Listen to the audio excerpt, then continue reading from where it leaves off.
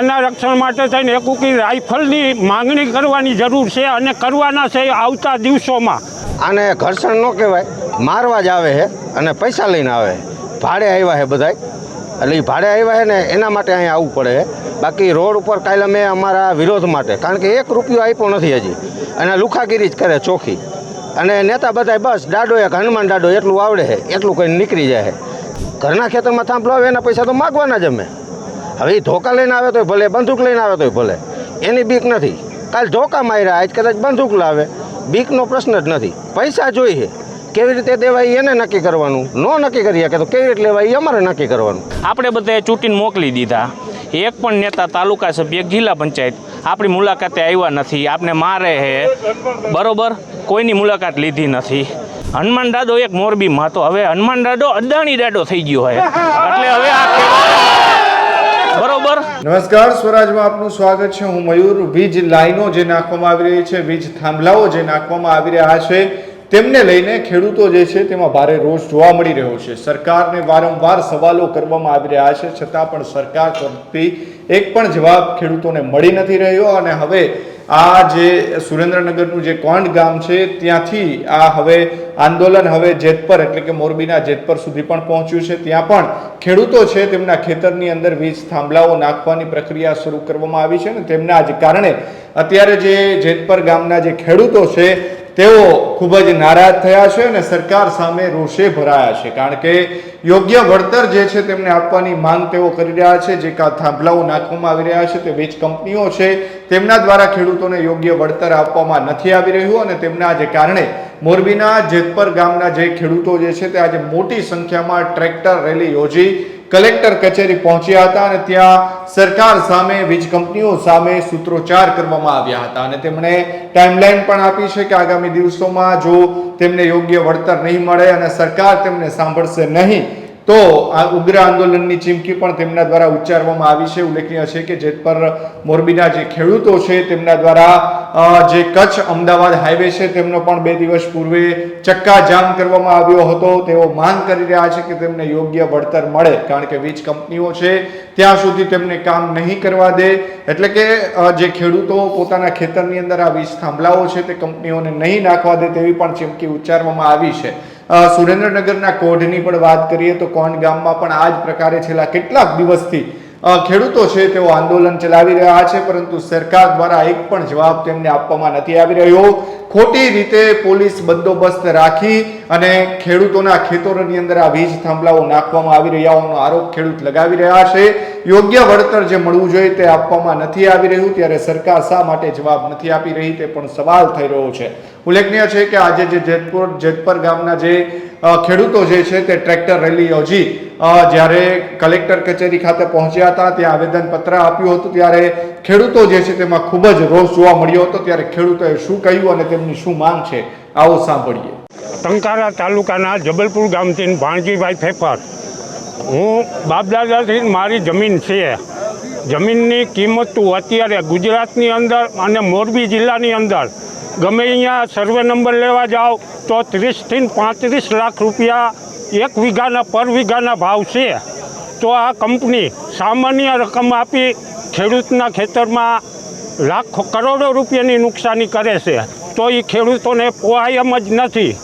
તો હવે દરેક ખેડૂતને, મોરબી જિલ્લાના દરેક ખેડૂતોને એના ખેતરના રક્ષણ માટે થઈને કલેક્ટર ઓફિસે એના રક્ષણ માટે થઈને એકુકી રાઇફલની માંગણી કરવાની જરૂર છે અને કરવાના છે આવતા દિવસોમાં. ખેડૂતનો આ નિર્ણય છે 100%. શું નામ આપનું? દિલીપભાઈ, નવા દેવળિયા. દિલીપભાઈ, જે રીતે વીજ કંપનીઓ દ્વારા લાઈન નાખવામાં આવી રહી છે અને જે ખેડૂતો સાથે પોલીસનું ઘર્ષણ થઈ રહ્યું છે, આજે ટ્રેક્ટર રેલી યોજી છે, શું કહેશો? હવે આને ઘર્ષણ ન કહેવાય, મારવા જ આવે છે અને પૈસા લઈને આવે. ભાડે આવ્યા છે બધાય, એટલે એ ભાડે આવ્યા છે ને એના માટે અહીંયા આવવું પડે છે. બાકી રોડ ઉપર કાલે અમે અમારા વિરોધ માટે, કારણ કે 1 રૂપિયો આપ્યો નથી હજી, અને લુખાગીરી જ કરે ચોખ્ખી. અને નેતા બધાય બસ દાડો એક હનુમાન દાડો એટલું આવડે છે એટલું કંઈ નીકળી જાય છે. જ્યાં રજૂઆત કરવા જઈ અહીંયા એમ કે થાંભલા વિશે બોલોમાં, તો શેના વિશે બોલું? મકાઈ નથી ઉગતી એમ કેવું? મગફળી નથી ઉગી એમ કેવું શું એને? ઘરના ખેતરમાં પ્રાઇવેટ મિલકતમાં જે વસ્તુ આપણી આવે એનું વળતર નહીં માગવાનું શું એના આગળ? એને એમ કહેવાય કે 2 ઇંચ વરસાદ કરી દે એમ? ઘરના ખેતરમાં થાંભલો આવે એના પૈસા તો માગવાના જ અમે. હવે એ ધોકા લઈને આવે તોય ભલે, બંદૂક લઈને આવે તોય ભલે, એની બીક નથી. કાલ ધોકા માર્યા, આજ કદાચ બંદૂક લાવે, બીકનો પ્રશ્ન જ નથી. પૈસા જોઈએ, કેવી રીતે દેવાય એને નક્કી કરવાનું. ન નક્કી કરી શકે તો કેવી રીતે લેવાય એ અમારે નક્કી કરવાનું. આ 6ઠ્ઠી વાર કલેક્ટરમાં આવ્યા, પહેલી વાર નથી. આ કલેક્ટર બદલી ગયો, આ બીજો આવ્યો, આવા તો કંઈક બદલી ગયા. જેને લખીને દીધા વળતર એ કે સાહેબની ભૂલ થઈ ગઈ. હવે આમાં ભૂલ કેની થાય છે, શું થાય એ જ અમને ન સમજાતું. હવે લેવાના છે પૈસા, એને કેવી રીતે દેવાના, અમારે કેવી રીતે લેવા એ અમારે હવે નક્કી કરવાનું. મિત્રો, જે આ જેતપર ખેડૂતને અન્યાય થાય છે અને 1 મહિના પહેલાં સ્થાનિક સ્વરાજની ચૂંટણી ગઈ. સ્થાનિક સ્વરાજની ચૂંટણી એટલે સ્થાનિક નેતાને ચૂંટવાના. આપણે બધાએ ચૂંટીને મોકલી દીધા. એક પણ નેતા, તાલુકા સભ્ય, જિલ્લા પંચાયત આપણી મુલાકાતે આવ્યા નથી. આપને મારે છે, બરોબર, કોઈની મુલાકાત લીધી નથી. અને અત્યારે બધા એમ કહેતા, ચૂંટણી ટાણે મોટી મોટી વાતો કરતા, બાઇટું દેતા. અત્યારે એક પણ નેતાએ નિવેદન આપ્યું નથી કે જેતપર ગામમાં જે થાય એ ખોટું થાય છે. અને અત્યારે હવે ને હનુમાન દાદો એક મોરબીમાં હતો, હવે હનુમાન દાદો અદાણી દાદો થઈ ગયો હોય. એટલે હવે આ બરોબર, એટલે આપણે હવે આગળ શું કરવું, આખા જિલ્લાના ખેડૂતને હું આહવાન કરું છું. હું ઘાટીલાથી આવ્યો છું, વેજલ પરથી, ખાખરેચીથી, નાના પેલા બધાથી આવ્યા. સંગઠિત થાવ, નકર આ અદાણી કંપની આપણે અહીંયા એના ગુલામ બનાવી દઈ છે. એટલે આ નેતાને કંઈ તમે રાજીનામા દઈ દો અને એની ગુલામી કરવા વહી જાઓ, અમે અહીંયા વહીવટ કરી લઈશું. તમે અત્યારે નથી આવતા તો હું કેદી આવશું, અમારે જરૂર જ અત્યારે તમારી. જય જવાન, જય કિસાન.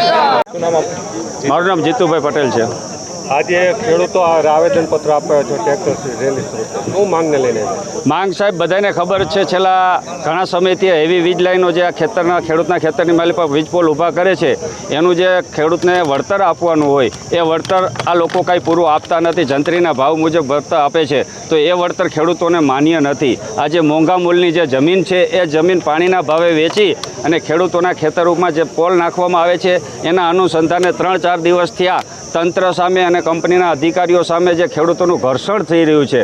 અને 2 દિવસથી આ જે ઘર્ષણ હતું, ગઈકાલે જે મહિલાઓ ઉપર અને ખેડૂતો ઉપર અત્યાચાર કરવામાં આવ્યો, લાઠીચાર્જ કરવામાં આવ્યો છે, એના અનુસંધાને તંત્રને અને કંપનીને જાણ કરવા માટે આજે ખેડૂતો બોડી સંખ્યામાં ટ્રેક્ટર રેલી લઈને કલેક્ટર ઓફિસે આવેદનપત્ર માટે આપવા આવ્યા છીએ. કેટલા ખેડૂતોના ખેતરમાં વળતર એટલે કેટલું વળતર આપે, તમારી માંગ કેટલી? ખેડૂતોનું વળતરનો જો સાહેબ હિસાબ કરવા જાવ ને તો 1885ના કાયદા મુજબ મેક્સિમમ વળતર અને ઓછામાં ઓછું નુકસાન હોય અને મેક્સિમમ વળતર આપવું, અને એ વળતર આપે એનું 4 ગણું ખેડૂતને વળતર આપવું, જે બજાર મૂલ્ય ખેતીની જમીન હોય એનું. તો એ વળતર તો અત્યારે કાંઈ ખેડૂતને આપતા નથી. જંત્રીના ભાવે વળતર આપવા માટે આ લોકો તૈયાર છે. તો જંત્રીના ભાવે વળતર જે ખેડૂતના એકાઉન્ટમાં જમા થવું જોઈએ અને પછી આ લોકોને કામ ચાલુ કરવું જોઈએ, એ આ કાયદાના પ્રવર્ધનમાં છે. પણ એ લોકોને પણ આ લોકો તંત્ર અને કંપની ઘોરીને પી ગઈ છે. તો કેમ નથી સમજતા કે હું કહું 182 રૂપિયા લેખે જંત્રીના ભાવે ખેડૂતને વળતર આપે, તો એ પણ કેમ નથી આપ્યું? અને પહેલાં કલેક્ટર સાહેબે શું કામ હુકમ કર્યો કે ભાઈ વળતર આપ્યા વિના કામ ન કરો? આ તો કાયદાના પ્રાવધાનમાં છે. તો એ વળતર નથી આપ્યું અને કામ ચાલુ કરી દીધું છે. અને છેલ્લે કલેક્ટર સાહેબનો આપણો મોરબી ડિસ્ટ્રિક્ટનો જે હુકમ છે 979 રૂપિયાનો, તો એ 979 રૂપિયાના હુકમના હિસાબથી ખેડૂતના એકાઉન્ટમાં પેમેન્ટ જવું જોઈએ, પછી કામ ચાલુ કરવાનું આ કાયદામાં છે. મગનભાઈ, બધા શું કહેશો, જે રીતે ખેડૂતો પર અત્યાચાર થઈ રહ્યો છે અને વીજ કંપની દ્વારા જે લાઈનો નાખવામાં આવી રહી છે, આજે ટ્રેક્ટર રેલી યોજવામાં આવી છે, એમાં જે વીજ કંપની છે એ અત્યારે જે સાંભળ્યું કે ખેડૂતોનું કેવું એવું થાય છે કે અમારા હકની જે જમીન છે એમાં અમને પૂછ્યા વિના અને કંઈ વળતર કે કાંઈ કયા વિના એ અમને આ રીતે, અને બાકીની જે પરેશાની 2-5 દિવસ જે થાય છે પોલીસ દમન, એ તો યુવા વર્ગ ઉપર તો બરાબર છે, પણ બહેનો ઉપર એવો પોલીસ દમન થયો કે બહેનોને હોસ્પિટલમાં દાખલ કરવા પડ્યા.